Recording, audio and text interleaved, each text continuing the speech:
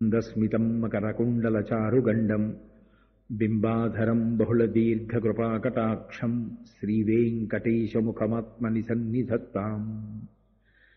విమలపటి కమలకుటి పుస్తకరుద్రాక్షశస్తహస్తపుటి కామాక్షి పక్ష్మలాక్షి కలిత విపంచి విభాసి వైరించి మనోజవం మరుతతుల్యవేగం జితేంద్రియం బుద్ధిమతాం వరిష్టం వాతాత్మజం వనరయూథముఖ్యం శ్రీరామదూతం శిరసా నమామి. ఆపదామపహర్తారం దాతారం సర్వసంపదాం లోకాభిరామం శ్రీరామం భూయో భూయో నమామ్యహం. హరి ఓం. పరమేశ్వర స్వరూపమైన సభకి నమస్కారం. నిన్న కార్తీక మాస వైభవం గురించి మాట్లాడుతూ ఆ కార్తీక పౌర్ణమి నాడు పెట్టేటటువంటి దీపం, ఆ దీపం యొక్క ప్రాశస్త్యం గురించి నేను మీకు వివరణ చేయడం జరిగింది. ఈ కార్తీక మాసంలో పౌర్ణమి తిథి నాడు తిరుమల తిరుపతి దేవస్థానం వారు దీపోత్సవంతో పాటుగా మనగుడి కార్యక్రమాన్ని చాలా వైభవోపేతంగా నిర్వహించాలి అని ఒక నిర్ణయం తీసుకున్నారు. అసలు మన గుడి అనేటటువంటి సిద్ధాంతం ఎక్కడి నుంచి వచ్చింది? అది తిరుమల తిరుపతి దేవస్థానాల వారే మొట్టమొదట ప్రారంభం చేశారా, లేక అంతకు పూర్వం కూడా ఈ మన గుడి అనేటటువంటి సిద్ధాంతం లోకంలో ప్రాచుర్యంలో ఉన్నదా?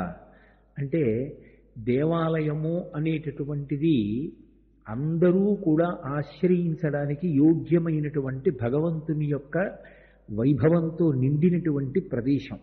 అది కొంతమందికి మాత్రమే చెందినది కాదు. అందరూ కూడా దేవాలయాన్ని ఆధారం చేసుకుని తమకు ఏ విభూతిని ఈశ్వరుడు కటాక్షించాడో దాన్ని ఆయనకి నివేదన చేసి సమాజపరం చేస్తారు. నేను మీతో ఒక ఉదాహరణ చెప్పాలి అంటే, ఒక దేవాలయం ఉందనుకోండి, ఆ దేవాలయంలో డప్పు కొట్టగలిగినటువంటి వ్యక్తి ఈశ్వరుడి యొక్క ఉత్సవమూర్తి ఊరిరిగింపుగా బయటికి వచ్చినప్పుడు పల్లకిలో ఆ ముందు నడుస్తూ డప్పు కొడతాడు. బట్టలు ఉతకగలిగినటువంటి వ్యక్తి ఉంటే ఈశ్వరుడు కట్టివిప్పినటువంటి వస్త్రాల్ని ఉతికి మళ్ళీ వాటిని చలువ చేసి తీసుకెళ్లి దేవాలయానికి అప్పచెప్తాడు. కొద్దిగా శారీరకమైనటువంటి బలమున్న వ్యక్తి అయితే దేవాలయానికి వెళ్ళి దేవాలయాన్ని తుడిచి దేవాలయాన్ని కడుగుతాడు.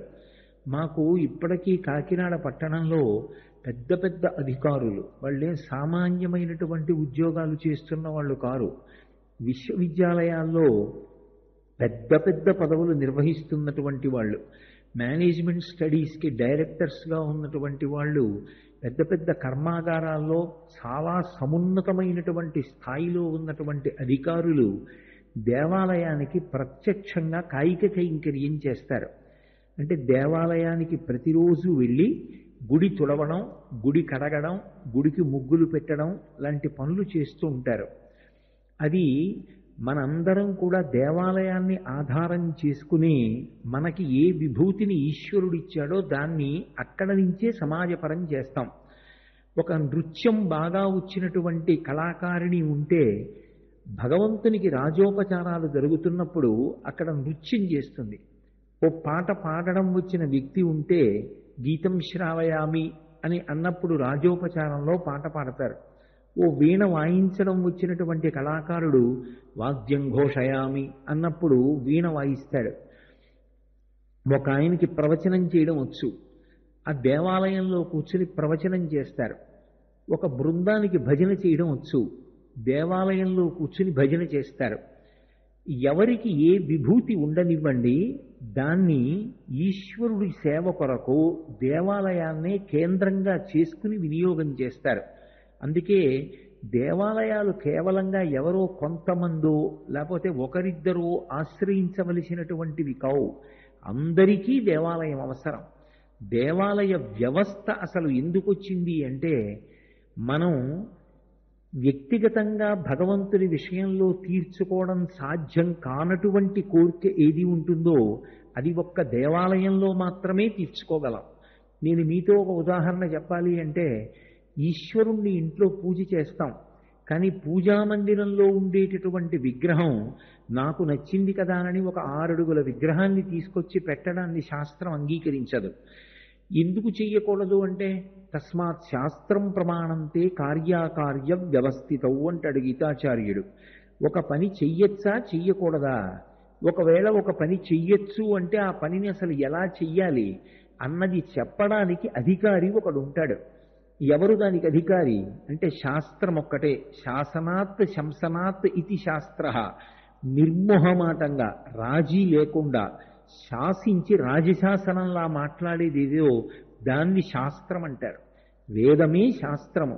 మనకి శాస్త్రం నిర్ణయం చేసింది అంగుష్ఠమాత్రమైనటువంటి విగ్రహాన్ని మాత్రమే పూజ చెయ్యాలి తప్ప మన ఇష్టం వచ్చినటువంటి స్థితిలో ఎంత పెద్ద పెద్ద మూర్తుల్లో తీసుకొచ్చి పూజామందిరంలో పెట్టడాన్ని శాస్త్రం అంగీకరించదు. అలా పూజామందిరంలో ఉంచితే అక్కర్లేని దోషాలు కొన్ని వస్తాయి. ఒకప్పుడు ఒక పండితుడు ఎందుచేతనో మా నాన్నగారు శరీరం విడిచిపెట్టేసిన తరువాత మా ఇంట్లో అంత సంతోషంగా లేదు, ఏదీ కలిసి రావట్లేదు, ఒక సంకల్పం చేస్తే నెరవేరదు, ఒక రూపాయి కలిసి రాదు, ఎప్పుడూ ఇంట్లో ఏదో ఆందోళన అశాంతి ఎందువల్ల జరుగుతోందని శృంగగిరి పీఠాధిపత్యం వహించినటువంటి మహాపురుషులు మహాజ్ఞాని జీవన్ముక్తులు చంద్రశేఖర భారతీ మహాస్వామి వారి పాదములు పట్టుకుని ప్రశ్నించాడు. చంద్రశేఖర భారతీ స్వామి అపరశివావతారులు కనుక కన్నులు మూసుకుని ఒక్క క్షణం ధ్యానం చేసి నీ ఇంట నృసింహశాల గ్రామం ఉన్నదా అని అడిగారు. ఉన్నది అన్నాడు. మిగిలిన సాలగ్రామాలతో కలిపి పూజ చేస్తున్నావా? చేస్తున్నాను. కలిపి నైవేద్యం పెడుతున్నావా? పెడుతున్నాను. మీ నాన్న బ్రతికున్న రోజుల్లో ఏం చేశాడు? వేరుగా పూజ చేసేవారు. నైవేద్యం ఎలా పెట్టేవాడు? వేరుగా పెట్టేవాడు. నృసింహశాల గ్రామం పరమశక్తివంతం. నువ్వు దాన్ని వేరుగా పూజ చెయ్యట్లేదు, వేరు నైవేద్యమూ లేదు. అదే నీ ఇంటి అశాంతికి కారణం. ఆ నృసింహశాల గ్రామాన్ని వేరుగా పూజ చేసి వేరుగా నైవేద్యం చేయడం ప్రారంభం చేయి, నీ ఇల్లు శాంతికి ఆలవాలమవుతుందన్నారు. పూజా విధానం అనేటటువంటిది మనం స్వంతంగా తీసుకోవలసినటువంటి నిర్ణయం కాదు. అది శాస్త్రము ఎలా చెప్పిందో అలా చెయ్యాలి. అది క్షేమదాయకం.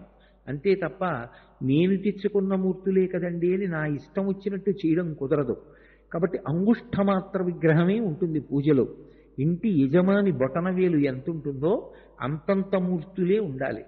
ఇప్పుడు నేను పెద్ద అంచు పంచె ఒకటి స్వామివారికి కట్టి ఆయన పెద్ద అంచు ఉన్న ఉత్తరీయం వేసుకుంటే చూడాలని కోరిక. ఓ పెద్ద గండభేరుండవంచున్న పంచె కొని పట్టుకురాగలను, ఆ ఉత్తరీయం సిద్ధం చేయగలను. కానీ అంగుష్ఠమాత్రం ఉన్నటువంటి మూర్తికి ఎలా కడతాను? కట్టడం సాధ్యం కాదు. ఉత్తరీయం ఎలా వేస్తాను? వెయ్యలేను. నా దగ్గర డబ్బు ఉంది అంటే ఉదాహరణకి చెప్తున్నాను, ఒక వడ్డాణం చేయించగలను. కానీ ఆ వడ్డాణం స్వామికి ఎలా పెడతాను? రామచంద్ర ప్రభువు ధనస్సు చేత్తో పట్టుకుంటే ఆ ధనస్సుకి చిరుగంటలుంటాయిట, అవి గణగణ శబ్దం చేస్తాయి. ఆ చిరుగంటలతో ఉన్నటువంటి పెద్ద ధనస్సు ఒకటి రామచంద్రమూర్తి చేతిలో పెట్టాలని ఉంది. కానీ ఇంట్లో ఎలా పెట్టడం కుదురుతుంది? దీనికి పరిష్కారం ఎక్కడ దొరుకుతుంది అంటే దేవాలయ వ్యవస్థ యందు దొరుకుతుంది.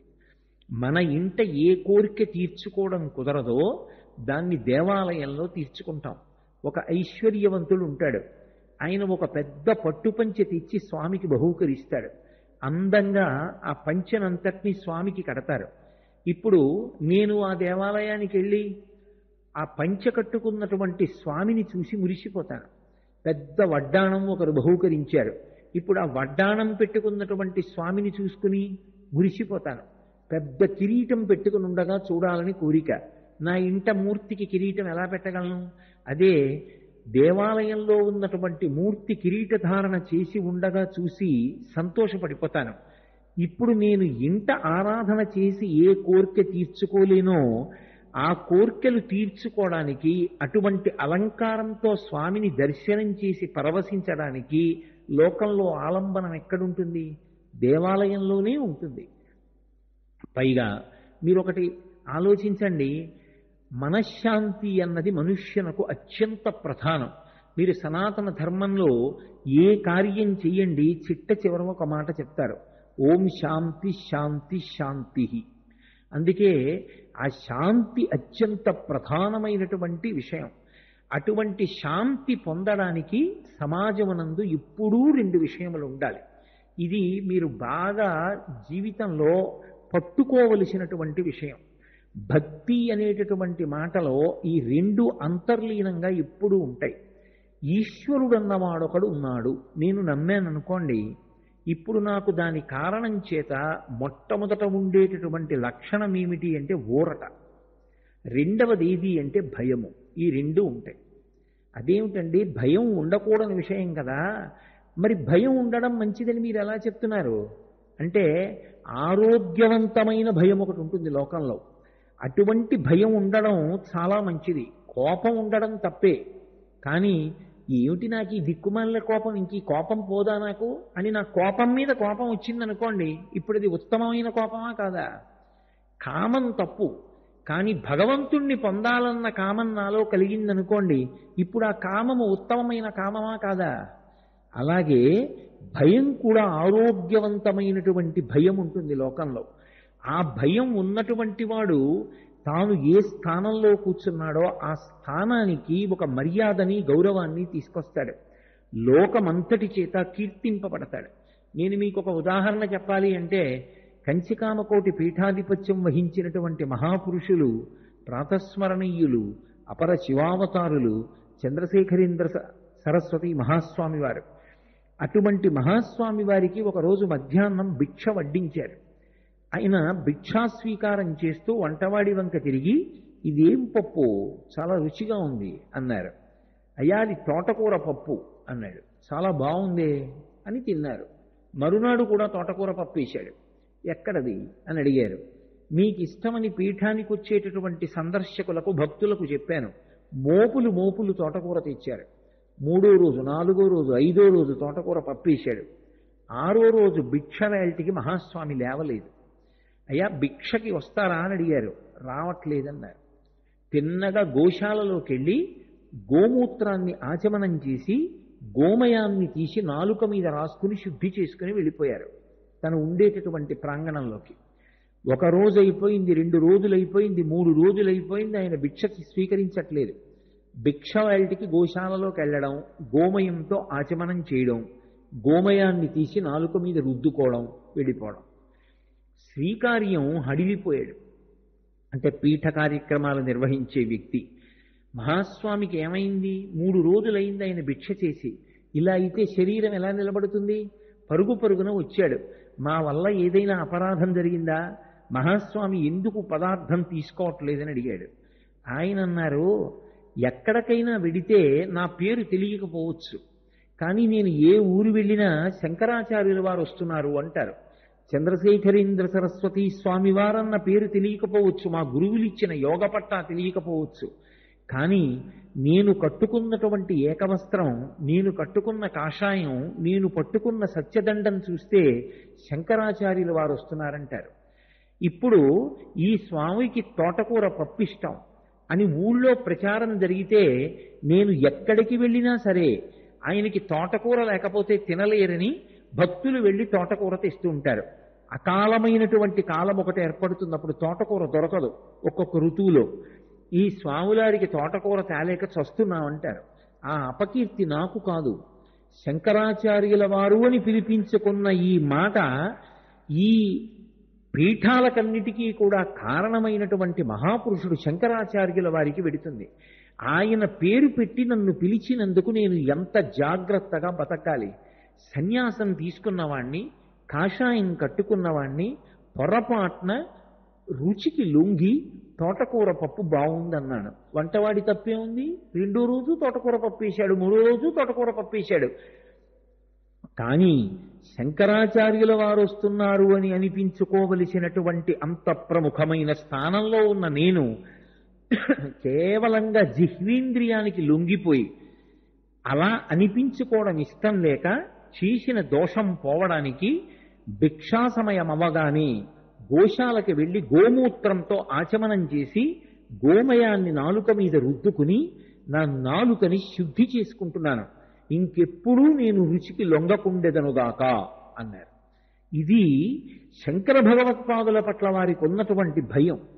ఈ ఆరోగ్యవంతమైనటువంటి భయం ఏది ఉంటుందో అది మనుష్యుణ్ణి మంచి మార్గంలో నడిపిస్తుంది. ఆ భయం అన్నది లేదనుకోండి, అసలు మనిషి ఎవరికి భయపడతాడు?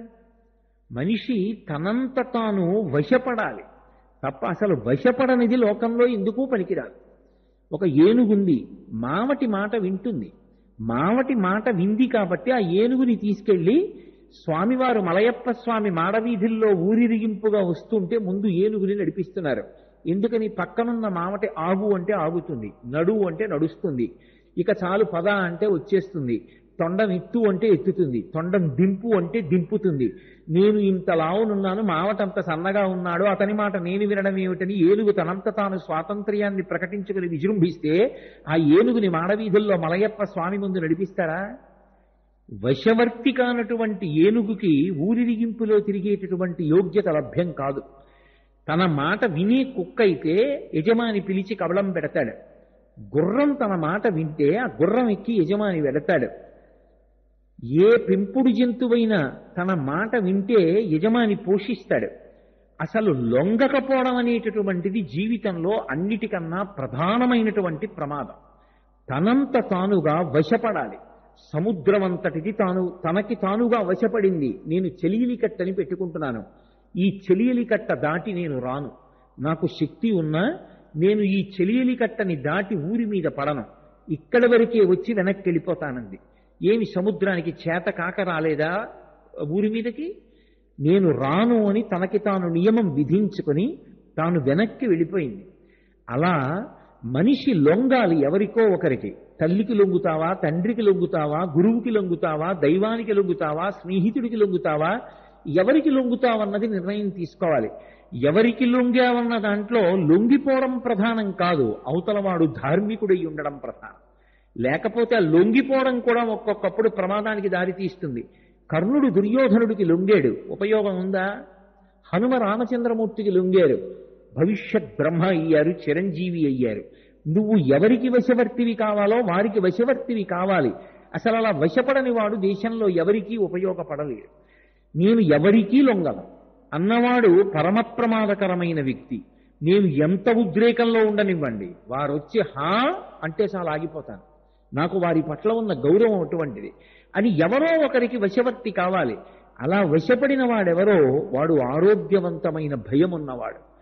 అందరికీ ఎవరి పట్ల భయం ఉండాలి అంటే పరమేశ్వరుడి పట్ల భయం ఉండాలి. అది ఎటువంటి భయం? ఆరోగ్యవంతమైన భయం అయి ఉండాలి. ఆయన ఉన్నాడు, ఎక్కడో వీధి చివర దేవాలయంలో కాదు, ఆయన అన్నీ అక్కడి నుంచి నా పూజా మందిరంలో మూర్తిలోకి వచ్చి ఉన్నాడు, చూస్తున్నాడు నేనేం చేస్తున్నానో. మళ్ళీ రేపు పొద్దున్న వెళ్ళినప్పుడు నువ్వు నిన్న ఏం చేసి నా దగ్గరికి వచ్చావు అని అడుగుతాడు. కాబట్టి వద్దు నాకు అనుకున్న నాడు సమాజం ప్రశాంతంగా ఉంటుంది. అసలు శాంతి అన్న మాట దేంట్లోంచి వస్తుంది అంటే భక్తిలోంచి వస్తుంది. భక్తి ఛాందసత్వం కాదు. భక్తి ఎక్కడ ఉందో అక్కడ వాడు సమాజానికి ఉపయోగపడతాడు. భక్తి ఎక్కడ ఉందో అక్కడ తనకి తానుగా ధర్మాత్ముడవుతాడు. ఎందుకని అంటే రేపు పొద్దున నేను ఈశ్వరుడి దగ్గర ఏ ముఖం పెట్టుకుని నిలబడను పూజా మందిరంలో అన్న భయం ఉంటుంది. రెండవది ఊరట ఉంటుంది. ఊరట అంటే ఒక నిస్సహాయ స్థితి అంకురిస్తుంది ఒకానొకప్పుడు. అప్పుడు మనం చెయ్యడానికి అని ఏముండదు. గజేంద్ర మోక్షణంలో పోతన గారు ఒక అద్భుతమైనటువంటి పద్యం చెప్తారు.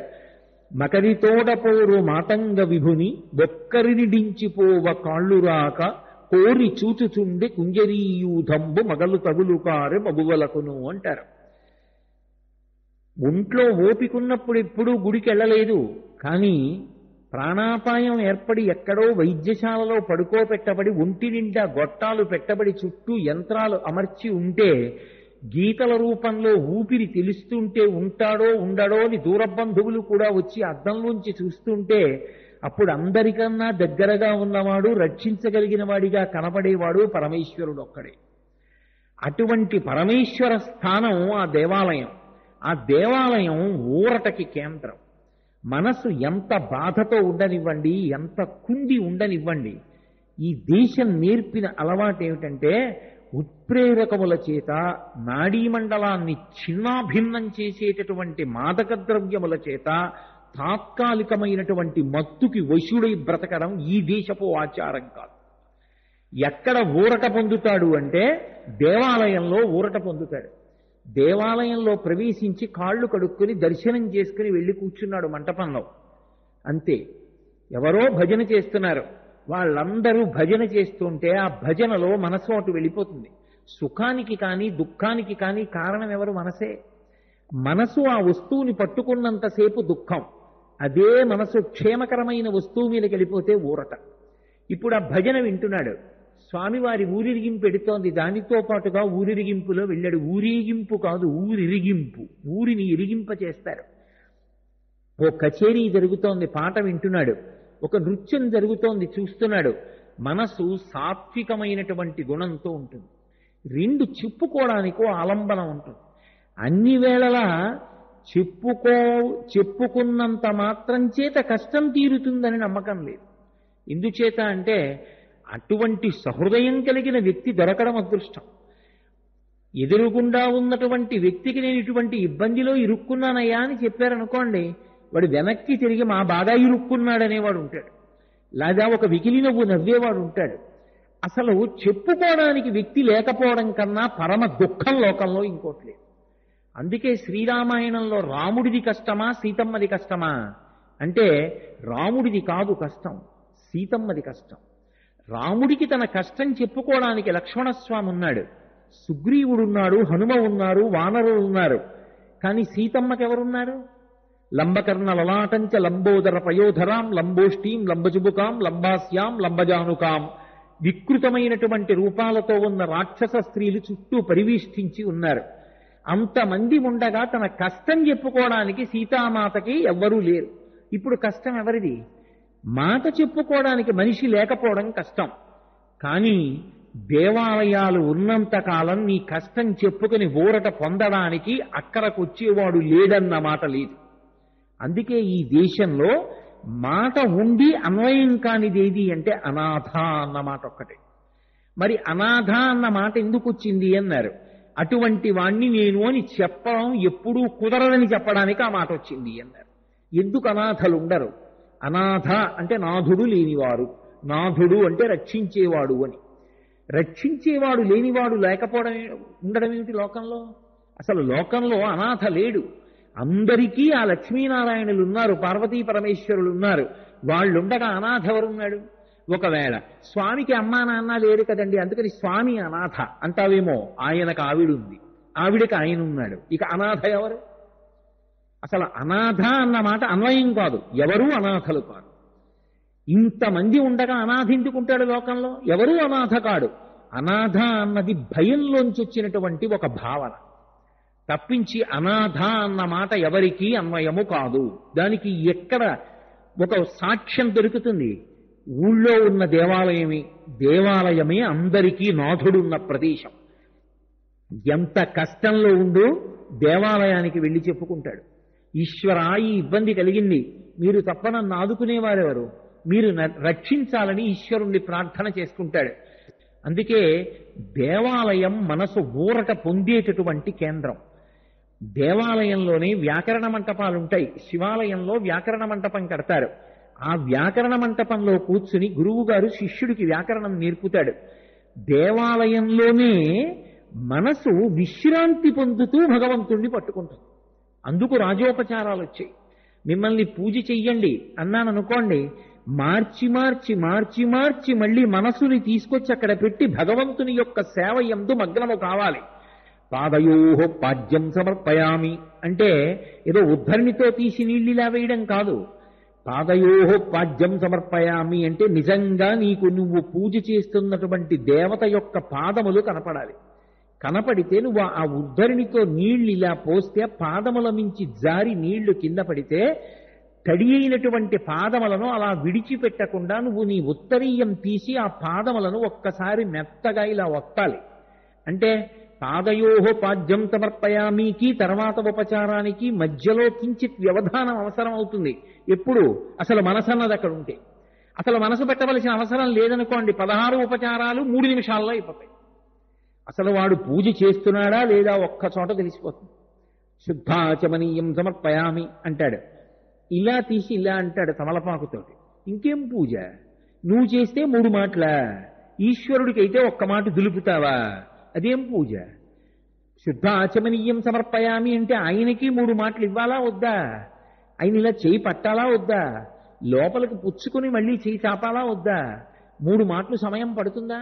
ఆయన చెయ్యి కడుక్కోవాలా? ఆయన కడుక్కున్న చెయ్యి ఆయనే తుడుచుకుంటే ఇంక నువ్వెందుకు పూజ చేయడానికి?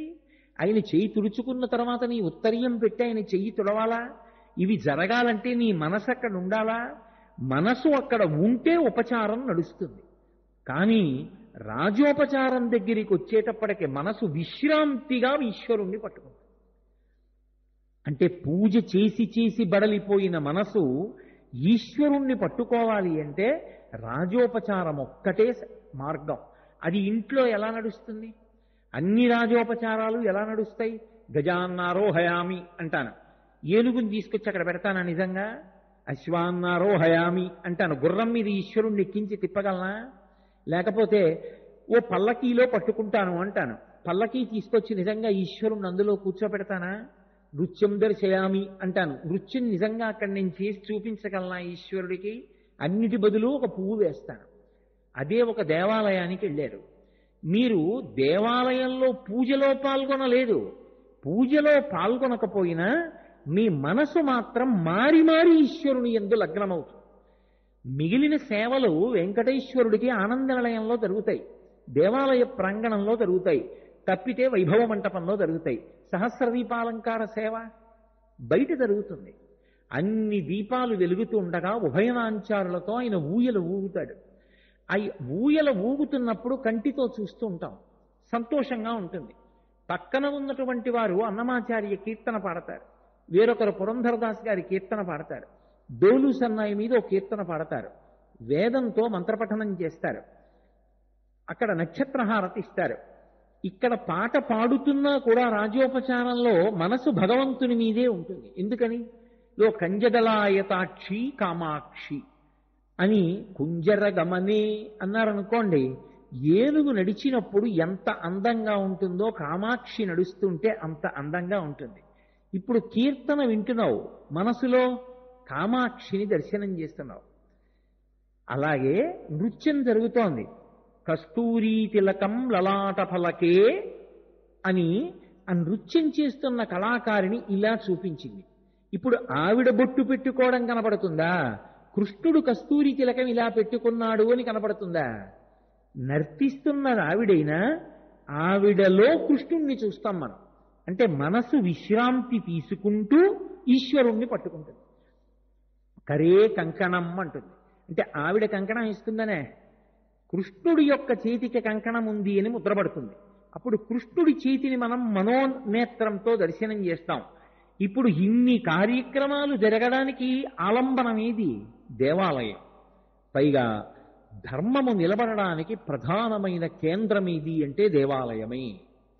దేవాలయమే ధర్మమునకు కేంద్రమై ఉంటుంది. ఎందుచేత ప్రతి దేవాలయంలో కూడా సాయంకాలం అయ్యేటప్పటికీ ధార్మిక ప్రవచనం చేస్తారు. ఏదో ఒక విషయం నడుస్తుంది. ప్రవచనం అన్న మాటకు అర్థం ప్రకృష్టవచనం, అంటే బాగా మనసులో నాటుకునేటట్టుగా ఒక విషయాన్ని 4 ఉదాహరణలతో. ఇంతకు ముందు ఋషులు వాంగ్మయంలో ఏ ప్రామాణికమైనటువంటి ఉదాహరణలు చెప్పారో ఆ ఉదాహరణలే చూపిస్తూ మనసు దాని యందు నిలబడేటట్టుగా ప్రయత్నం చేస్తారు. ఉదాహరణకి సత్యం వద అన్నాననుకోండి, సత్యమే మాట్లాడండి అని ఊరుకోరు. సత్యము మాట్లాడడం ఎంత అవసరం, అసలు వాక్కుకున్న నియమాలు ఏమిటి? సత్యం బ్రూయాత్ ప్రియం బ్రూయాత్ న బ్రూయాత్ సత్యమప్రియం ప్రియంచనానృతం బ్రూయాత్. ఆ సత్యం పట్టుకున్న హరిశ్చంద్రుడు ఏమయ్యాడు? దగ్గర నుంచి 1కి 10 మాటలు ఉదాహరణలు చూపించి సత్యమును మాట్లాడడం నేర్చుకో. ఇప్పుడు రాత్రి ప్రసంగం విన్నాడు. సత్యాన్ని మాట్లాడని వాడు ఏ స్థితికి వెళ్ళిపోయాడో కూడా గమనించాడు. ప్రొద్దున్న నిద్ర లేచి స్నానం చేశాడు. రాత్రి ఏది విన్నాడో అదే చెవిలో వినపడుతూ ఉంటుంది. పొద్దున్న లేచి తన కార్యం మీద తాను వెళ్ళాడు అర్థార్జనకి, కానీ గాడి తప్పడు, ధర్మాన్ని విడిచిపెట్టాడు. కారణం, నిన్న రాత్రి విన్నాడు. ధర్మం తప్పితే ఎంత ప్రమాదమో, సత్యం ఎంత అవసరమో దాని యందు ఊంచుకుంటాడు. ఇప్పుడు మనిషిగా బ్రతకడానికి కావలసిన సంస్కారం ఎక్కడి నుంచి వస్తుంది అంటే దేవాలయంలో ఉండేటటువంటి ప్రవచన మంటపంలోంచి వస్తోంది. అందుకే సాయంకాలం అయ్యేటప్పటికి ప్రవచనం జరుగుతూ ఉంటుంది. ఏదో పెళ్లి రాట పాతారు, పాతినప్పుడు ఎవరో వచ్చి ఆ రాటని తోసేయడం కాదు, ఎవరు రాట పాతాడో ఆ వ్యక్తి ఆ రాట ఊపుతాడు. ఒకసారి అంతా పాతేసి రాట ఊపి చూస్తాడు, అబ్బెబ్బే కదిలిపోతోంది, ఏ ఆవో వచ్చి ఒక్కసారి తన వీపు దీనికి రుద్దుకుంటే రాట పడిపోతుంది. ఇప్పుడు మళ్ళీ 4 రాళ్లు తీసుకొచ్చి ఆ రాట చుట్టూ వేసి గుణపాన్ని తిప్పి రాళ్లు గుచ్చుతాడు. బాగా గుచ్చి కాలుతో మట్టిని ఆ రాట దగ్గర తొక్కి మళ్ళీ ఊపి చూస్తాడు, కదలటం లేదు, ఇప్పుడు వెళ్ళిపోతాడు. అలా ప్రవచనం, నేను ఏ విషయాన్ని ప్రతిపాదిస్తున్నానో అది వింటున్న వాళ్ళకి బాగా గుండెల్లోకి చేరుతోందా, అలా అర్థం అవ్వడానికి వీలుగా భాష ఎంత సరళంగా ఉండొచ్చో అంత సరళంగా ఉంచి అంత కిందకి దిగి వచ్చేస్తాడు. వచ్చేసి అప్పుడు అందరికీ కూడా మనసు దాని యందు ఊంచుకునేటట్లుగా ప్రవర్తిస్తాడు. ఇటువంటి ప్రవచనం వల్ల ఏమవుతుంది అంటే అవతల వారి మనసులో ధర్మమునందు అనురక్తి కలుగుతుంది. ఇప్పుడు ఈ ధర్మానురక్తి లోకమునందు శాంతికి కారణమవుతుంది. కాకుండా ఎవరిని వారిని స్వేచ్ఛగా వదిలిపెడితే శాంతి నిలబడడానికి మనిషికి ఒక రక్షక భటుణ్ణి పెట్టి మీరు శాంతి స్థాపించగలరా? అదే మనుష్యుల యొక్క మనసులు సంస్కరింపబడిన నాడు ఎవరికి వాడు శాంతియుతంగా ఉంటాడు, పక్కవాడి జోలికి వెళ్ళడు. ఎందుకు వెళ్ళడు అంటే పరద్రవ్యానిలోష్టవత్, బెడ్డ ముక్కెంతో పక్కవాడి సొమ్ము నాకెంత. మాతృవత్ పరదారేషు, పక్కన కనపడినటువంటి స్త్రీ నా తల్లితో సమానం. ఇప్పుడు దేశంలో అరాచకం ఎందుకుంటుంది? పరకాంత జోలికి వెళ్ళినవాడు ఎంత దారుణమైన స్థితిని పొందాడో రామాయణ భారతాల్లోంచి చదివినప్పుడు పరకాంత మీద అనురక్తి ఉండదు. అందుకే ఈ దేశంలో శాంతికి కారణం ఏది అంటే దేవాలయ వ్యవస్థయే. అంత పెద్ద పెద్ద ఆలయాలు ఎందుకు నిర్మాణం చేశారు 7 ప్రాకారాలతో అంటే ఇన్ని కార్యక్రమాలు దేవాలయాల్లో జరగాలి. దేవాలయాల నుండే సంస్కృతి అంతా కూడా విస్తరించాలి. దేవాలయ వ్యవస్థ ఎందే మనిషి భగవంతుణ్ణి దర్శనం చేసి సంతోషించాలి, పల్లకీలో పట్టుకోవాలి, రాజోపచారాలు జరగాలి, ఇంతమంది దేవాలయాన్ని సేవించాలి, ఇంతంత పెద్ద పెద్ద సభలు నడవాలి, ప్రవచనాలు జరగాలి. దేశంలో ఉన్నటువంటి సమస్త సంస్కృతికి శాంతికి కారణము దేవాలయ వ్యవస్థయే. అటువంటి దేవాలయ వ్యవస్థని ఎవరు పోషించుకోవాలి అని అడిగారు. దేవాలయాన్ని రక్షించవలసినది, దేవాలయాన్ని పోషించవలసినది ఆ దేవాలయం ఎక్కడుందో ఆ సమీపంలో నివసించేటటువంటి గృహస్థులే చెయ్యాలి ఆ పని. అందుకే నేను ఒకరితో ఒకరు నాకు చెప్పక్కర్లేదు, కోటేశ్వరారు ఇది మీ ఇల్లండి, ఇది మీ ఇల్లండి, ఇది మీ ఇల్లండి అని 10 మాటలు చెప్పక్కర్లేదు. నేను అలా వెళ్ళిపోతూ ఎవరో అడగకపోయినా ఇది మా ఇల్లండి అంటాను. నా కొడుకుతో మాట్లాడితే ఇది మన ఇల్లురా అంటాను. ఎవరు చేస్తారా? మనిల్లు మనం శుభ్రంగా ఉంచుకోవాలంటాను. మన గుడి అనేటటువంటి దానికి అర్థం ఏమిటంటే ముందు మానసికమైనటువంటి అనుసంధానాన్ని పొందు. నువ్వు అక్కడికి వెళ్ళి ఏం చేశావన్నది కాదు ముందు ప్రధానం. అక్కడికి వెళ్ళి ఏదో చేస్తే మన గుడి అవదు. అసలు మన గుడి అన్న సిద్ధాంతం ఒకటి మనసులో కెడితే అక్కడికి వెళ్ళాలన్న భావన కలుగుతుంది. మన స్థలం, మన ఇల్లు ఎక్కడో ఉంది, ఎలా ఉందో ఏమిటో ఓసారి వెళ్ళి చూసిరా అంటానా అననా? అలా మన గుడి అది ఎవరిదో కాదు, ఆ దేవాలయం మనది. మనందరం కలిసి ఆ దేవాలయాన్ని నిర్మించుకున్నాం. మన కోసం ఆ పరమాత్మ వచ్చి మన మధ్య విరాజమానుడయ్యాడు. కాబట్టి ప్రథమ కర్తవ్యం మన గుడిలో ప్రతిరోజు దేవాలయ దర్శనం చేయడం. ఇప్పుడు ఎవ్వరూ వెళ్ళరనుకోండి దేవాలయానికి, ఒక్కడు రాడు దేవాలయానికి. అర్చకుడికి ఏమి సంతోషం ఉంటుంది? ఎందుకు పూజ చేస్తాడు నాకు చెప్పండి? నోరు విప్పి బ్రహ్మాండంగా మంత్రభాగం చదివి అద్భుతమైన పూజ చేసి తీర్థం ఇవ్వడానికి ఒక్క మనిషి లేడు. ఎందుకు ఆ పూజ? ఇంకా ఎవరికిస్తాడు ప్రసాదం నైవేద్యం పెట్టి? కేవలం భగవంతుడి కొరకు కాదు దేవాలయం. ఆ దేవాలయం నుంచి అనుగ్రహాన్ని మనం పొందాలి. మన గుడి. మనందరం ప్రతిరోజు దేవాలయానికి వెడితే దేవాలయాలు జరగకూడని పనులకు కేంద్రములు కాకుండా ఉంటాయి. భక్తులు వస్తూ ఉంటారా, ఇక్కడ ఇంకొకలా ప్రవర్తిస్తే ఒప్పుకోరు. చాలా మటుకు చీడ కొలగిపోతుంది. 2, అది మన గుడి. అందుకే శాస్త్రం ఏమందంటే నైమిత్తికమైనటువంటి తిథులు వస్తాయి. అంటే ఉదాహరణకి శారదా నవరాత్రులు. శారదా నవరాత్రులు వచ్చాయి. ఎప్పుడో శారదా నవరాత్రులు వస్తాయంటే భాద్రపద మాసం యొక్క కృష్ణపక్షంలోనే మనం ఏం చేస్తాం?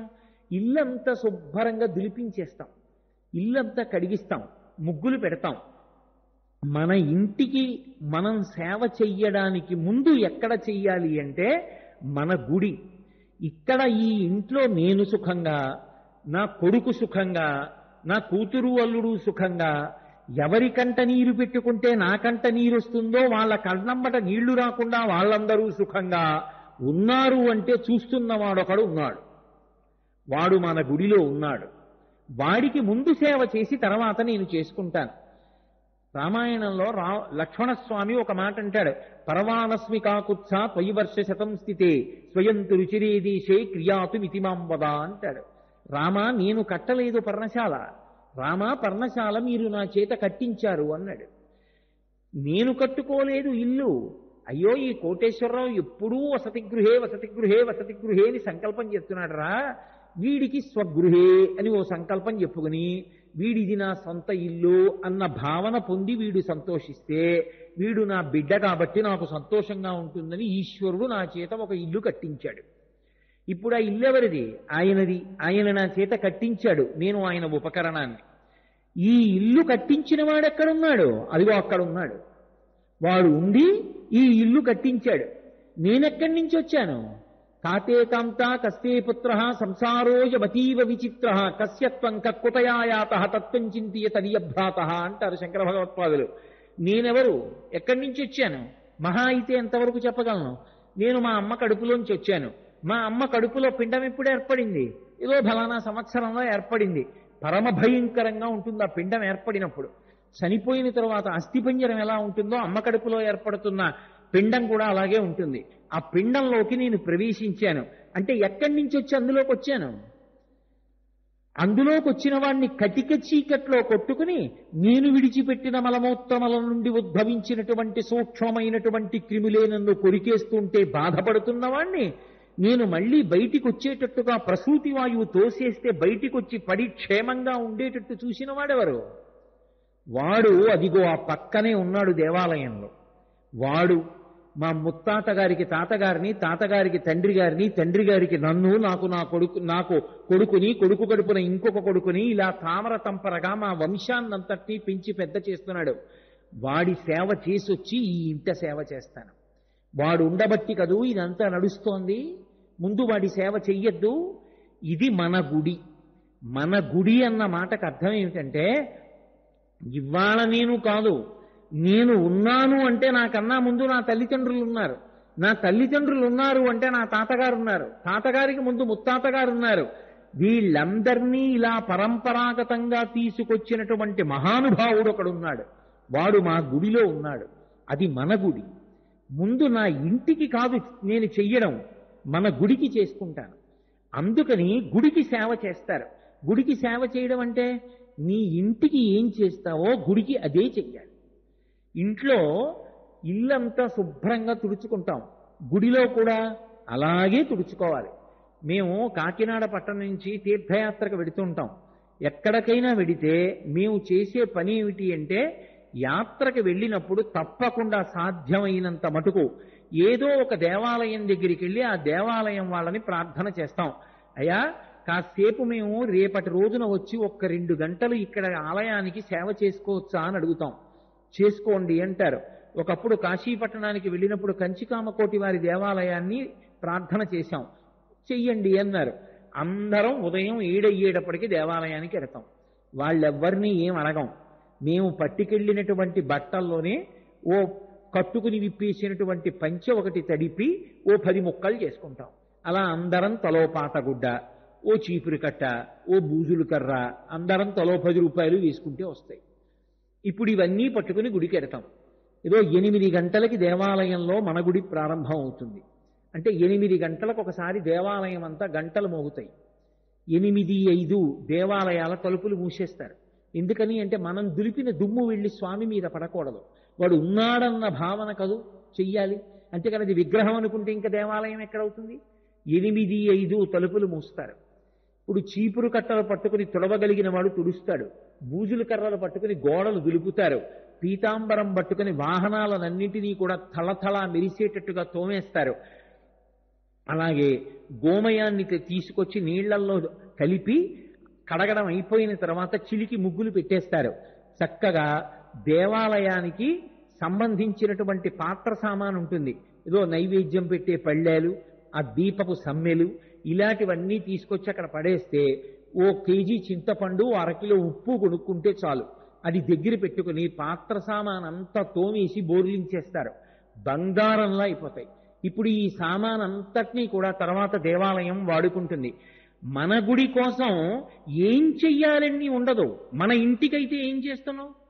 అసలు మన అన్న భావన ఉంటే శుభ్రంగా ఉంచుకోవాలి అన్న తాపత్రయం ఉంది. మన అన్న భావన గుడి పట్ల కూడా అన్వయం అయితే నేను చెయ్యాలి అన్న తాపత్రయం ఉంది. ఈశ్వరుడు ఈ శరీరాన్ని ఇచ్చాడు. ఈ శరీరంతో నువ్వు కొంత పుణ్యాన్ని సంపాదించుకోవాలి. ఈ శరీరంతో చెయ్యగలిగినటువంటి సేవ దేవాలయాన్నంతటినీ కూడా శుద్ధి చెయ్యాలి. చక్కగా దేవాలయాన్ని కడగడం, దేవాలయాన్ని తుడవడం, దేవాలయానికి ఇంకా వీలైతే నీకు వస్తే రంగులు వేయడం, ఏదో ఆ సామానంతా కూడా తోమడం, వాహనాలు తోమడం, ఇటువంటివన్నీ చేసి ఏదో ఒక నియతి కాలం, ఏదో 12 గంటలు అయ్యేటప్పటికీ పూర్తి చేసేస్తారు. నీకు ఇంకా ఖాళీ ఉంది, ఇంకా ఆర్తి ఉంది, ఒక అరగంట సేపు కూర్చుని దానికి మళ్ళీ ఎవరో తిరుమల తిరుపతి దేవస్థానం వారు రామకోటి పుస్తకాలు పంపిస్తేనే నేను రాస్తాననక్కర్లేదు. మన ఇంటి నుంచి ఒక కాగితం, ఒక కలం పట్టుకెళ్ళి రామనామం రాయొచ్చు.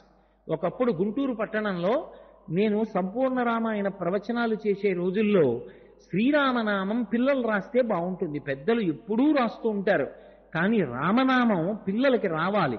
రాముడి నుండి ధర్మము ప్రసరించాలని పిల్లలందరూ కూడా రేపు 1 గంట సేపు రామనామం రాస్తారు. ఉదయం 8 గంటలకి దేవాలయంలో గంటలు మోగుతాయి. గంటలు మోగిన తరువాత కూర్చుని రామనామం మొదలు పెడతారు. 9 గంటలకి రామనామం రాయడం పూర్తయిపోతుంది. మళ్ళీ నీరాజనం ఇస్తారు. అప్పుడు ఆ వ్రాసిన కాగితాలు తీసుకొచ్చి డబ్బాలో పడేసి వెళ్ళిపోవాలి అని చెప్పాను. నేను ఆశ్చర్యపోయింది ఎక్కడ అంటే 8 గంటల నుంచి 9 గంటల లోపల మహా వస్తే ఓ 500 మంది పిల్లలు వస్తారు రామనామం రాయడానికి అని. కానీ కొన్ని వేల మంది పిల్లలు వచ్చి దేవాలయానికి ముందు కొన్ని మైళ్ళ దూరం బారులు తీరారు. బారులు తీరితే ఎలా ఒక బ్యాచ్లో రామనామం రాయించడం? 3 బ్యాచ్లో ఎంతో ఆలయంలో చోటున్న చోటల్లా కూర్చోండి మీ ఇష్టం అన్నాం. అందరూ కూర్చున్నారు. ఎంత క్రమశిక్షణ అంటే 8 గంటలకి గంటలు మోగాయి. చిన్న చిన్న పిల్లలు కూడా ఎంత వ్రాయగలిగితే అంత రామనామం రాశారు. అంత రామనామం రాసి అంత రామనామం తీసుకొచ్చి ఓ డబ్బాలో వేశారు.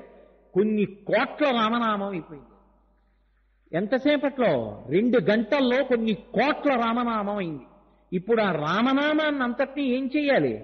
గుంటూరు శారదా పరమేశ్వరి దేవాలయ ప్రాంగణంలోనే పెద్ద స్తూపం కట్టి ఈ రామనామం అంతా అందులో వేశారు. రామనామం శక్తి ఉత్తినే పోతుందా? ఇంతమంది వ్రాసిన రామనామం, ఆ రామనామ స్తూపం కొన్ని 100 సంవత్సరాల శక్తితో కాపాడుతుంది. ఎంత వృద్ధిలోకి వచ్చింది! అది పెట్టిన కొద్ది కాలానికే శృంగగిరి నుంచి భారతీ తీర్థ మహాస్వామి ఆ ఆలయానికి వచ్చి దగ్గర 15 రోజులు విడిది చేశారు.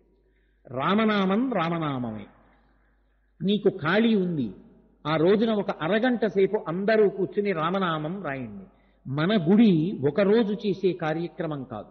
ఒక చెట్టు ఏర్పడడానికి ఒక విత్తనాన్ని ఎలా పెడతామో అలాగే మన గుడి అన్న కార్యక్రమాన్ని తిరుమల తిరుపతి దేవస్థానం పరిచయం చేయడం అనేటటువంటిది ఎందుకు పనికొస్తుంది అంటే తర్వాత అది అలా కొనసాగడం కోసం ప్రయత్నించాలి. ఇప్పుడు ఒకసారి అది మన గుడి, ఇక ఆ దేవాలయాన్ని ఏ కారణం చేత ఎవరూ కూడా మీరిక్కడ కొంచెం తుడుస్తారా, ఆలయం శుభ్రంగా లేకుండా మీరు జాగ్రత్త పడతారా అని అడగవలసిన అవసరం ఉండదు. నేను ఈ మాట చెప్తున్నాను అని మీరు మరొకలా భావన చెయ్యవద్దు. నేను అతిశయంతో కానీ గర్వంతో కానీ లేదా ఇది మేము సాధించిన విజయం అని కానీ ఏదో గొప్పతనం కోసం చెప్తున్నానని మీరు అనుకోవద్దు.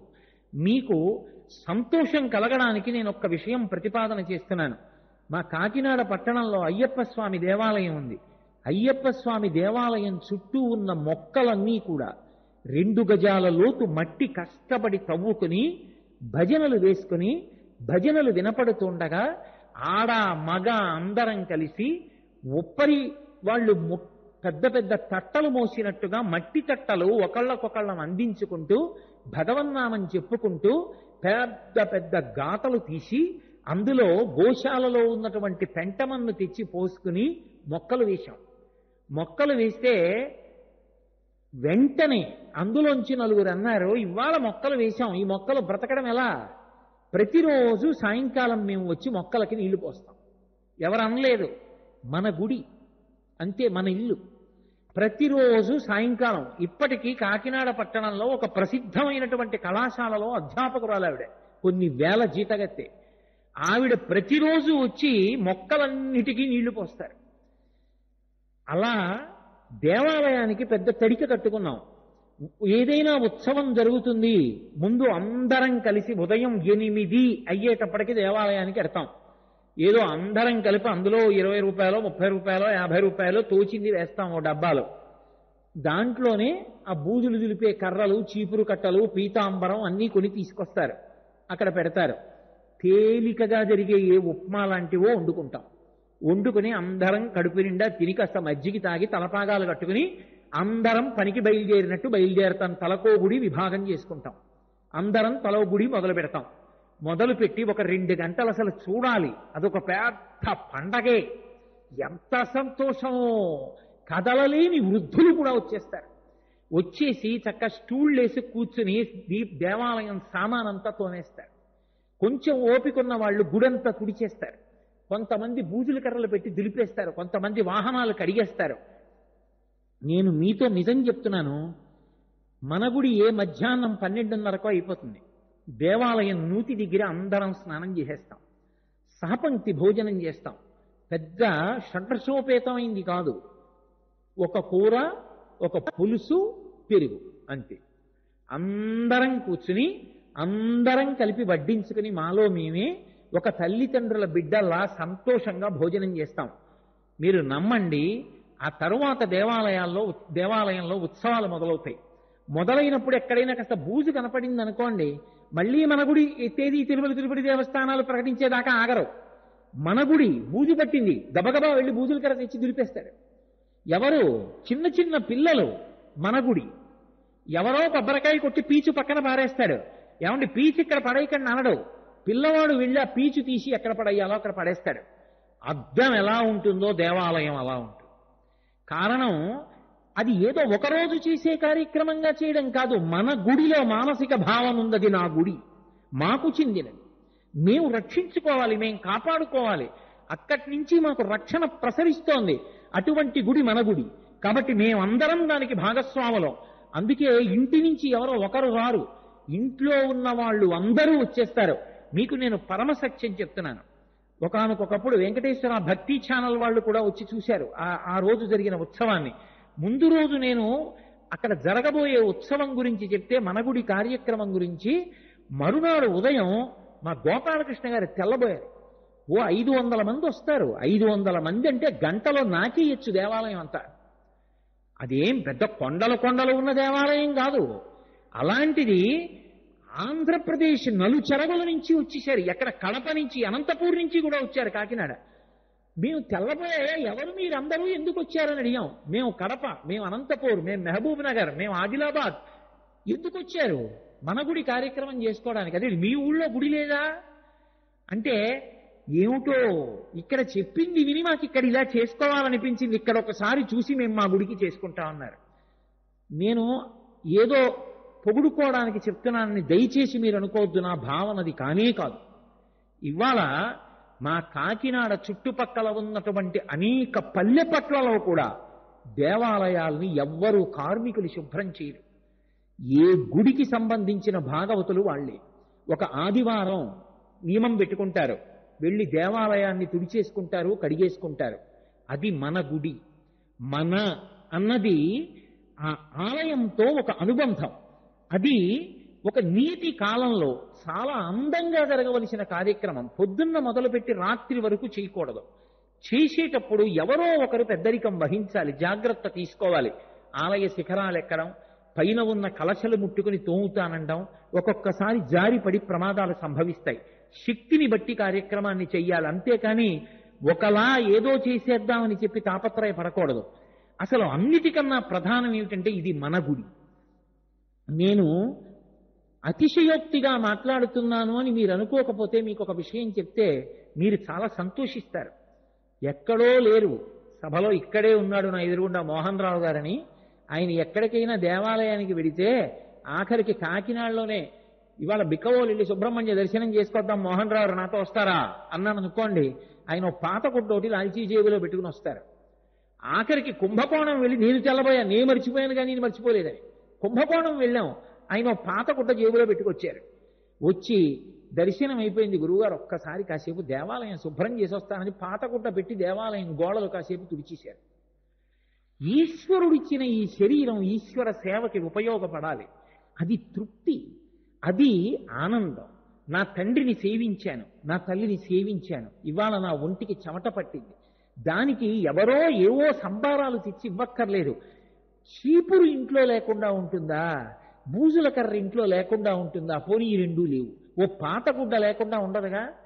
దేవాలయం దగ్గర కర్ర పుల్లకి పాతగుడ్డ కట్టి కాసేపు దులపచ్చు. మన గుడికి ఇలాగే చెయ్యాలని ప్రణాళిక ఏం ఉండదు. మన గుడి అన్న భావన మాత్రం అత్యంత ఆవశ్యకం. ఏదో ఒకటి, ఎవరు రావాలి దేవాలయానికి కాదు, ఆ దేవాలయం ఎక్కడుందో ఆ ప్రాంతంలో నువ్వు నివసిస్తున్నావు, ఆ ప్రాంతంలో ఉన్న దేవాలయానికి మనం సేవ చెయ్యాలి. ఈశ్వరుడికి కాయంతో సేవ చెయ్యడానికి అనర్హత అన్న మాట లేదు.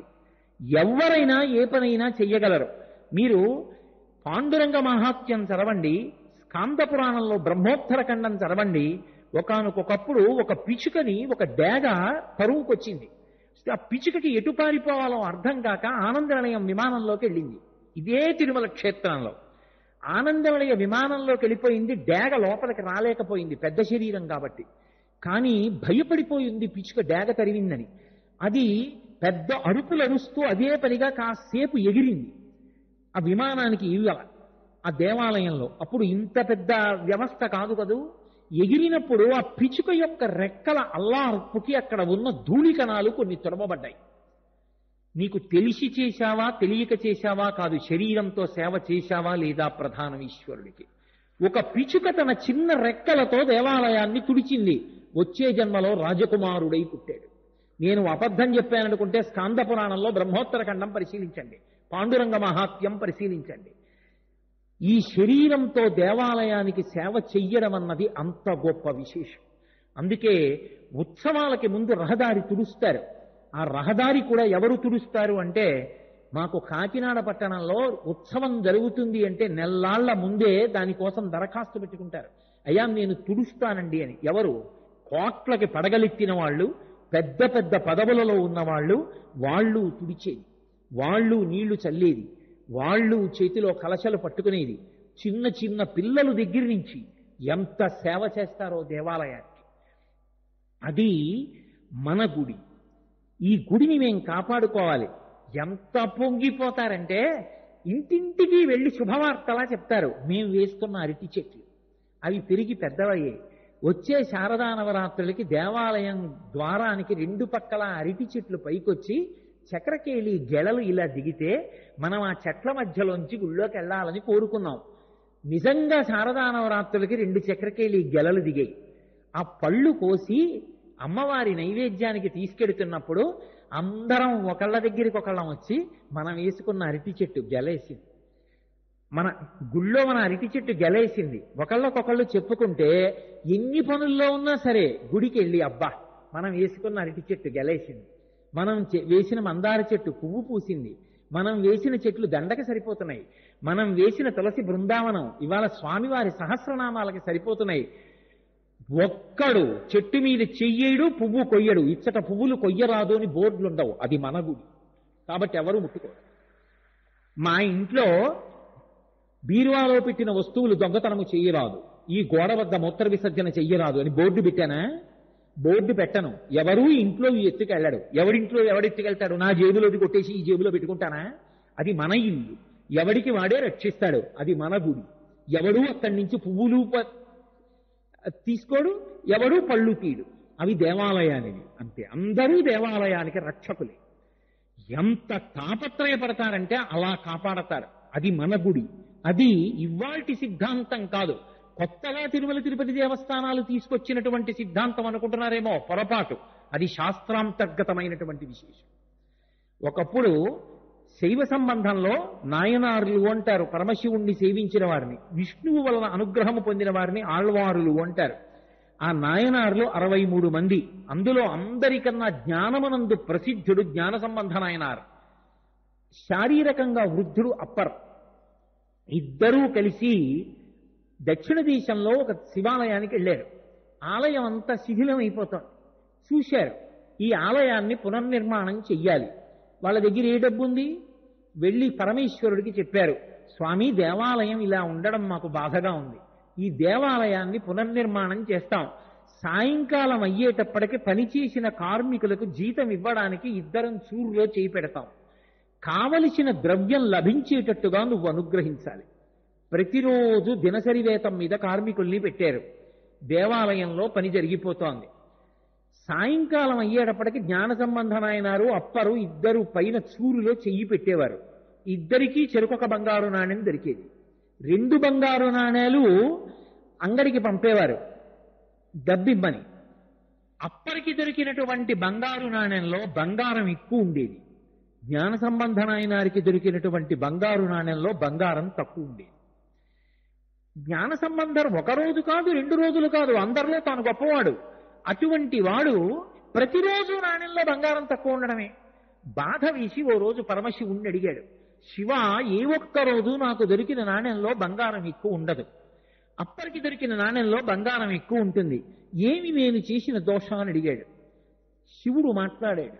ఆయన అన్నాడు, నువ్వు మహాజ్ఞానము కలిగిన వాడివి, నిస్సందేహం. సరస్వతి నీ నాలుక మీద తాండవం చేస్తుంది. కానీ ఎక్కడికి వెళ్ళినా నువ్వు ప్రజలకి ప్రవచనం చేస్తావు, పత్రికాలు పాడతావు, భజన చేస్తావు. కానీ అప్పర్ అలా కాదు. ఏదో ఒక సమయం ఖాళీ చూసుకుని దేవాలయాన్ని కాసేపు తుడుస్తాడు. ఎక్కడైనా ముళ్ళ మొక్కలుంటే తానే పీకేస్తాడు.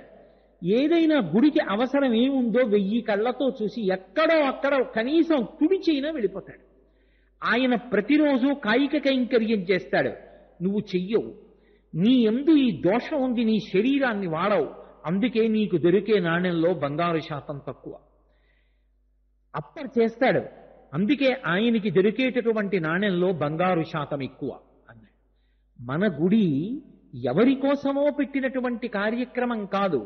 మళ్ళీ ఆ పురాతనమైనటువంటి సిద్ధాంతాన్ని ప్రజల్లోకి తీసుకొచ్చి ఇది మన గుడి అన్న భావన పెంపొందింప చేయడానికి, మానసికంగా ఆ అనుబంధాన్ని పొందడానికి ఏర్పాటు చేయబడినటువంటి కార్యక్రమం.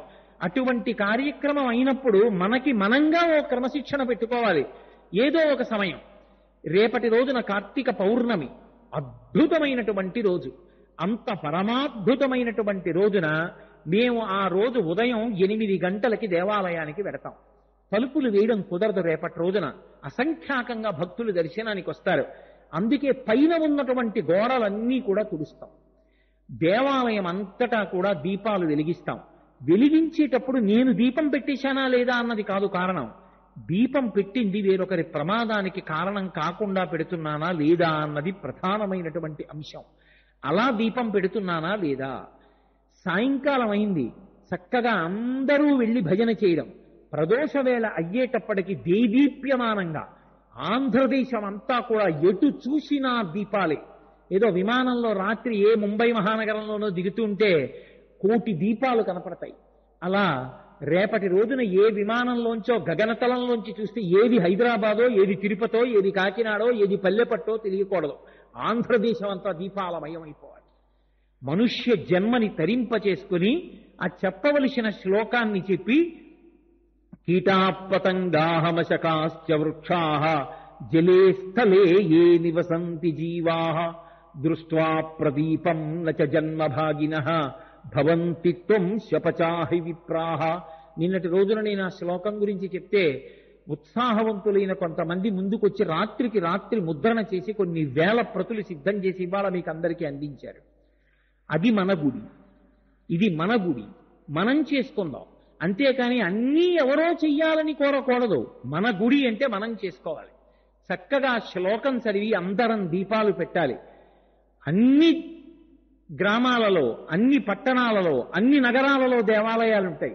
దేవాలయం లేనటువంటి ప్రాంగణాలు ఉండవు, ఊళ్ళు ఉండవు. దేవాలయం లేకపోతే మఠ ప్రాంగణాన్ని శుభ్రం చెయ్యొచ్చు. కాబట్టి అలా రేపటి రోజున మన గుడి కార్యక్రమంలో మనం అందరం పాల్గొని దిగ్విజయవంతం చేద్దాం. ఇవన్నీ మీకు చెప్పి నేను చెయ్యను అనుకుంటున్నారేమో. మీకు ఎక్కడో అక్కడ రేపటి రోజున తిరుపతిలో ఏదో ఒక దేవాలయంలో నేను కనపడతాను. నేను కూడా ఓ బట్ట పట్టుకొచ్చి గుడి తుడుచుకుంటూ, ఒకరి కోసం కాదు. నేను తుడుస్తున్నప్పుడు టీవీ కెమెరాలు నన్ను కవర్ చేస్తున్నాయా లేదా అన్న ఆర్తితో, కీర్తి కండూతితో కాదు. మనుష్య జన్మ నాకు పరమేశ్వరుడిచ్చి ఈ శరీరం ఇచ్చినందుకు ఆయనకి కృతజ్ఞతావిష్కారంగా గుడిని తుడుచుకుంటాను. నేనేమి కోట్ల మంది రేపటి రోజున మనగుడి కార్యక్రమంలో దేవాలయాల్ని శుద్ధి చేసుకుంటారు. తమంత తాముగా తాము చెయ్యగలిగినటువంటి సేవ చేసుకుంటారు. అందున తిరుపతి పట్టణంలో రేపటి రోజున మహోత్సవం. ఎందువల్ల అంటే పరమాద్భుతమైనటువంటి విశేషం ఒకటి ఆంధ్రదేశం మొత్తం మీద. ఆంధ్రదేశమేమి, నాకు తెలిసినంత వరకు, నేను పురాణాలు చదివినంత వరకు, నాకు జ్ఞానము ప్రసరించినంత వరకు ఏ పట్టణానికి లేనటువంటి మహాద్భుతమైనటువంటి పుణ్యము రేపు ఒక్క తిరుపతి పట్టణానికే పట్టుకుంటుంది. ఎందుకు పట్టుకుంటుందంటారేమో, తీర్థము అని మనకి వేదంలో ఒక మాట ఉంది. తీర్థము అన్న మాట గురించి వేదం వ్యాఖ్యానం చేసింది. ఒకప్పుడు అంగిరసాది మహర్షులు యజ్ఞయాగాది క్రతువులు చేశారు నదీ తీరంలో. చేసి వారు అంత తేలికైనటువంటి విషయం ఏం కాదు. అటువంటి యజ్ఞం చేసిన ఫలితం పొందాలి అంటే తేలిక మార్గం ఏది అంటే తీర్థస్నానం చేయడమే. అందుకే దైవ దర్శన యాత్ర చేసొచ్చామండి అనరు, తీర్థయాత్ర చేసొచ్చామండి అంటారు. తీర్థము ప్రతి యాత్రాస్థలంలో ఉంటుంది. అటువంటి తీర్థమునందు గురుకులు ఇడుతారు, అందులో స్నానం చేస్తారు. తిరుపతి పట్టణానికి ఉన్నటువంటి భాగ్యం ఏమిటి అంటే, ఒకానొకప్పుడు కపిల మహర్షి పాతాళలోకంలో శివలింగాన్ని ఆరాధన చేశారు. ఆ శివలింగం అకస్మాత్తుగా లోకానుగ్రహం కొరకని తనంత తానుగా పెరిగిపోవడం మొదలుపెట్టింది. శివలింగం పెరిగిపోతోంది ఊర్ధ్వముఖంగానని కపిల మహర్షి దానితో పాటు బయలుదేరారు. అది భూమిని భేదించింది, భేదించి పైకొచ్చేసింది. ఆ పైకొచ్చినటువంటి లింగమే అదిగో కపిల తీర్థము అని ఇవాళ మనం ఏ క్షేత్రాన్ని పిలుస్తున్నామో అక్కడ భూమిని భేదించుకుని పైకొచ్చింది. పైకొచ్చి ఆ లింగం ఇంకా పెరుగుతోంది. అందుకే 3 రంగులలో ఉంటుంది ఆ లింగం. అది పెరుగుతున్నప్పుడు కామధేనువు పరిగెత్తుకొచ్చింది. ఈ లింగం జ్యోతిర్లింగం ఎలా ఆవిర్భవించిందో అలా పెరుగుతోంది.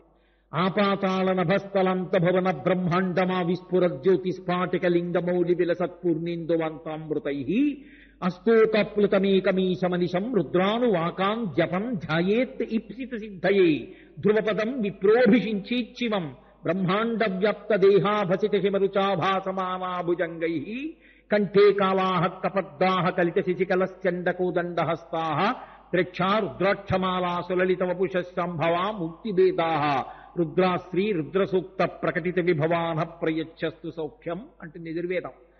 అలా ఆ పాతాళ నభస్థలంత భువన బ్రహ్మాండమా విస్ఫురత్, పాతాళం కన్నా కింద నుంచి ఈ బ్రహ్మాండములు ఎంతవరకు ఉన్నాయో అంతకన్నా పై వరకు పెరిగిపోయినటువంటి శివలింగంలా ఆ పాతాళలోకం నుంచి బయలుదేరినటువంటి కపిల మహర్షి చేత ఆరాధింపబడినటువంటి శివలింగం భూమి యొక్క వివరాన్ని భేదించుకుని పైకి పెరిగి వెళ్ళిపోతుంటే కామధేనువు పరిగెత్తుకొచ్చింది. ముచ్చి తన గిట్ట శివలింగం మీద పెట్టి మా వర్ధస్య, ఇక పెరగవద్దు, ఇక్కడ ఆగు అంది. ఎందుకని? అది మనం చేసుకున్న భాగ్యం. ఇప్పుడు అక్కడ అభిషేకం చేయడానికి సాధ్యమైంది, తలం ఉంది కాబట్టి. ఆ తలం అక్కడతో ఆగింది కాబట్టి. అందుకే కపిలేశ్వర లింగం మీద ఇప్పటికీ కామధేనువు యొక్క గిట్ట కనపడుతుంది. ఒకానొకప్పుడు భగీరథుడు ప్రార్థన చేస్తే ఆకాశంలో ఉండేటటువంటి గంగ పరమశివుడి తల మీద పడి, ఆకాశంలో ప్రవహిస్తే మందాకిని, భూమి మీద ప్రవహిస్తే భాగీరథి, పాతాళంలో ప్రవహిస్తే భోగవతి, రంగతుంగ తరంగ సంఘములతో రంజిల్లు ఘోషంబుతో బంగారంబుగు పొంగుతో నురగటో పువ్వాట తుంపర్లతో భంగుల్ సల్పుతు జంగలించుతు నభోభాగము నుండి జారన్ గంగమ్మను దల్చితే శిరమునన్ రంజిల్లుతున్ శంకరా అని గంగావతరణం జరిగింది. ఆ గంగ పాతాళ లోకంలో ప్రవహిస్తే భోగవతి. ఎప్పుడైతే పరమశివుడు కపిలలింగం రూపంలో భూమిని భేదించుకుని పైకొచ్చేస్తున్నాడో పాతాళంలో ఉన్నటువంటి గంగ కూడా ప్రవాహం పైకొచ్చింది ఆయనతో పాటే. ఆ భోగవతియే కపిల తీర్థము అన్న పేరుతో అక్కడ ఏర్పడింది. రేపటి రోజున కార్తీక పౌర్ణమి నాడు ఒక పరమాద్భుతం జరుగుతుంది. మనుష్య జన్మ ఎత్తినటువంటి వాడు తప్పకుండా కోరుకుంటాడు తీర్థస్నానం చెయ్యాలి, ఒక్కసారైనా జీవితంలో తీర్థస్నానం చెయ్యాలి అని కోరుకుంటారు. ఆ తీర్థస్నానం కోసమే నది అంతటా అన్ని చోట్ల ఘాట్లున్న తీర్థం ఎక్కడుందో అక్కడికి ఎడతారు. గంగానది ఎక్కడైనా గంగే, కానీ మణికర్ణికా ఘాట్లో ఎందుకు స్నానం చేస్తాం? మణికర్ణికా తీర్థం గంగానదిలో. తీర్థమునందు స్నానం చేస్తాం. ఒక్క తీర్థంలో స్నానం చేస్తేనే అంత ఫలితం. అటువంటిది కార్తీక పౌర్ణమి నాడు ఒక విశేషం జరుగుతుంది అని చెప్పింది. నేను కాదు, సాక్షాత్తు పరమశివుడు చెప్పాడు. త్రైలోక్యే సర్వతీర్థాని కార్తికే మాసపర్వణి మధ్యాహ్నే కాపిలే తీర్థే సాన్నిధ్యం యాంతి పార్వతి తిష్టంతి ప్రాణిరక్షార్థం మధ్యాహ్నే దశనాడికాహ. ఓ పార్వతి, ఈ భూమండలం మీద ఒకే ఒక చోట ఒక అత్యద్భుతం జరుగుతుంది. అది ఎక్కడ జరుగుతుంది అంటే తిరుపతి పట్టణంలో కపిల తీర్థంలో కపిలేశ్వర స్వామి వారి ఆలయం దగ్గర మధ్యాహ్నం 12 గంటల సమయం నుంచి దశనాడికాహ 3 లోకములలో ఉండేటటువంటి తీర్థములన్నీ కూడా దాన్ని ఆవహిస్తాయి. ఆ రోజు ఎవరు స్నానం చేస్తాడో వాడు 3 లోకములలో ఉన్న తీర్థములన్నింటిలో స్నానం చేశాడని వాడి ఖాతాలో వేసేస్తాడు. అంటే కార్తీక మాసంలో వచ్చేటటువంటి పౌర్ణమి తిథి ఎంత గొప్పది తీర్థస్నానానికి తిరుపతి క్షేత్రంలో మీరు ఆలోచించండి. ఇది అందరికీ లభ్యమయ్యే అవకాశమా? తిరుపతిలో ఉంటే. అందుకే నాకు తెలిసి కాకినాడ పట్టణం నుంచే చాలా మంది బయలుదేరి వచ్చేశారు రేపు స్నానం కోసం. అంటే ఆ స్నాన వైభవం తెలిస్తే రేపటి రోజున కార్తీక మాసంలో అంత గొప్ప నైమిత్తిక తిథి. అందున కపిల తీర్థానికి ఒక ప్రత్యేక శక్తి. పితృకార్యం చెయ్యకపోవడం కన్నా అన్యాయమైన విషయం లోకంలో ఇంకోటి లేదు. అటువంటిది పితృకార్యం చెయ్యడం చాలా కాలం మానేసిన వాడు కూడా కపిల తీర్థంలో తద్దినం పెడితే ఆ చెయ్యనటువంటి దోషం పోతుంది. పితృదేవతలకి పరమపావనమైనటువంటి క్షేత్రము కపిల తీర్థము, దేవతలకు పరమపావనమైనటువంటిది కపిల తీర్థము. వెంకటేశ్వర స్వామి వారు పద్మావతి కళ్యాణానికి తన తల్లిగారిని గోకులమాతని పంపిస్తూ గుర్రం మీద, అమ్మా నువ్వు ఇక్కడి నుంచి బయలుదేరినప్పుడు నరసింహ గుహ ఎదురుగుండా ఉంది, ఇప్పుడు దాన్ని ఇనప గేట్లు వేసి మూసేశారు. ఆ నరసింహ గుహలోంచి బయటికి వెడితే అక్కడ శివలింగం ఉంది, పాత ఆ కపిలలింగం. కపిలలింగానికి అభిషేకం చేసి వెళ్ళమ్మా కోరిక తీరుతుంది అని చెప్పాడు. అంత గొప్ప స్వామి. ఆ పైన శేషాచలం నుంచి పడుతున్నటువంటి జలపాతం, పైన వెంకటాచల ప్రభు మహానుభావుడు, గొప్ప అనుగ్రహం.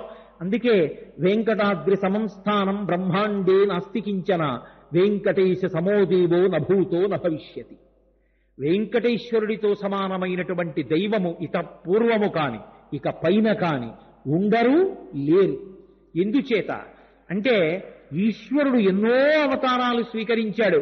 వేదోద్ధారణ వందరాభరణ వృద్ధి ధర్మ నిర్మాణ ప్రహ్లాదత్రాణ బలి ప్రతారణ నృపాహంకార నిర్వాపన వైదేహీ రమణ ధనంజయ జయ వ్యాపార పారీణ చోణీ దివ్యత్ కరుణా తమోహరణ తండ్రి వెంకటేశ ప్రభో అని ఇన్ని అవతారాలు స్వీకరించిన ప్రతి అవతారంలో ఏదో మత్స్యకూర్మాది అవతారములు పక్కన పెడితే రాక్షస సంహారాన్ని ధాటిగా చేశాడు ధర్మాన్ని నిలబెట్టడం కోసం. గోపరాజు గారు అంటాడు, బండన భీముడత్త జన బంధవుడుజ్వల బాణతో నకో దండకళ ప్రచండ భుజ తండవ కీర్తికి రామమూర్తికిన్ రెండవ సాటి దైవమిక లేడనుచున్ గడకట్టి భేదికా దండ దండ దండ నినదంబుల జండము నిండమత్త వేదండము నెక్కి చాటదను దశరథి కరుణాపయోనిధి అంటాడు. యుద్ధం వచ్చిందా రామచంద్రమూర్తి యొక్క 2 భుజములు తాండవం చేస్తాయి. ఎప్పుడు ధనస్సు పట్టుకుంటాడో, ఎప్పుడు బాణం అక్షయ బాణ తూనీరం నుంచి తీస్తాడో, ఎప్పుడు వింటినారికి తొడుగుతాడో, ఎప్పుడు ఆకర్ణాంతం సారిస్తాడో, ఎప్పుడు విడిచిపెడతాడో తెలియదు. 14,000 మంది రాక్షసుల్ని 1 గంట 48 నిమిషాల్లో చంపాడు. అంతటి విలుకాడు. అసలు శూర్పణక ఆయన భుజ తాండవం చూసి మోహించి, ఇదేవి బాణాలు విడిచిపెట్టడం రా, ఎదురుగుండా వాడు పడిపోవడం కనపడుతుంది, బాణం తీయడం సంధించడం విడిచిపెట్టడం కనపడదు. ఆ భుజములు తాండవం చేస్తాయి. అందుకే రామదాసు గారు అంటాడు, నేను 4 వీధుల కూడలిలో ఒక పెద్ద భేరీని కట్టి భద్రగజాన్ని ఎక్కి వచ్చి డాండ నిడదంబుల జాండము నిండా ఈ బ్రహ్మాండమంతా వినపడేటట్టుగా ఢాం ఢాం ఢాం అని కొట్టి, యుద్ధం వస్తే రామచంద్రమూర్తి లాంటి భుజపరాక్రమమున్న వీరుడు ఇంకొకడు లేడని సాటించి చెప్తానంటాడు. అంతటి కోదండ విద్యాపారంగతుడైనటువంటి వాడు రామచంద్రమూర్తి. అంత రాక్షస సంహారం చేశారు. కానీ వెంకటేశ్వరుడు